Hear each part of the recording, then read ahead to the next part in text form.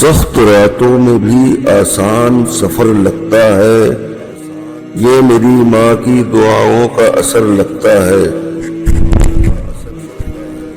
ماں کے لیے سب کچھ چھوڑ دینا، لیکن سب کے لیے ماں کو مت چھوڑنا، کیونکہ جب ماں روتی ہے تو فرشتوں کو بھی رونا آتا ہے۔ نبی کریم صلی اللہ علیہ وسلم نے فرمایا، ماں کا حق ادا کرتے رہو۔ قسم ہے اللہ کی، اگر تم اپنا گوشت کاٹ کر اسے دے ڈالو، جب بھی اس کا چوتھائی حق ادا نہ کر سکو گے۔ ماں وہ ہستی ہے جس کی پیشانی پر نور، آنکھوں میں ٹھنڈک، الفاظ میں محبت، آغوش میں دنیا بھر کا سکون، ہاتھوں میں شفقت اور پیروں تلے جنت ہے۔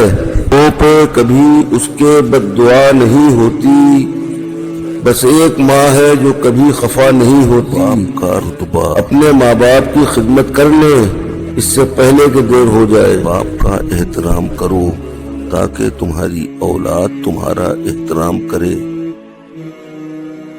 باپ کی عزت کرو تاکہ اس سے فیض یاب ہو سکو۔ باپ کا حکم مانو تاکہ خوشحال ہو سکو۔ باپ کے سامنے اونچا مت بولو ورنہ اللہ تمہیں نیچا کر دے گا۔ باپ کے آنسو تمہارے دکھ سے نہ گریں ورنہ اللہ تمہیں جنت سے گرا دے گا۔ باپ ایک کتاب ہے جس میں تجربات درج ہوتے ہیں۔ دونوں غربت سے لاچار ہیں، مگر پھر بھی بیٹی اپنے باپ کو بادشاہ اور باپ اپنی بیٹی کو پوری دنیا سمجھتا ہے۔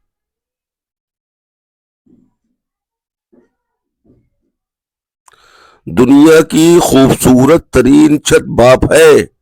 دنیا کی ماں باپ کے ساتھ تمہارا سلوک ایسی کہانی ہے جسے لکھتے تم ہو، پڑھ کر تمہاری اولاد سناتی ہے۔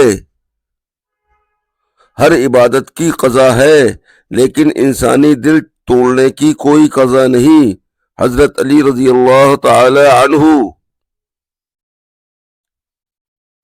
باپ ایک ایسا شجر ہے جس کے سائے میں بیٹیاں راج کرتی ہیں۔ ماں باپ دنیا میں سب سے بڑی نعمت ہے۔ ماں نہ ہو تو دل کو دلاسا دینے والا کوئی نہیں ہوتا۔ باپ نہ ہو تو زندگی کی دوڑ میں اچھا مشورہ دینے والا کوئی نہیں ہوتا ہے۔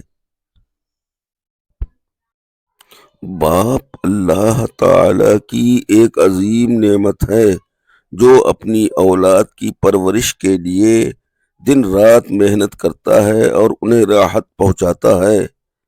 باپ وہ عظیم ہستی ہے جس کے پسینے کی ایک بوند کی قیمت بھی اولاد ادا نہیں کرتی۔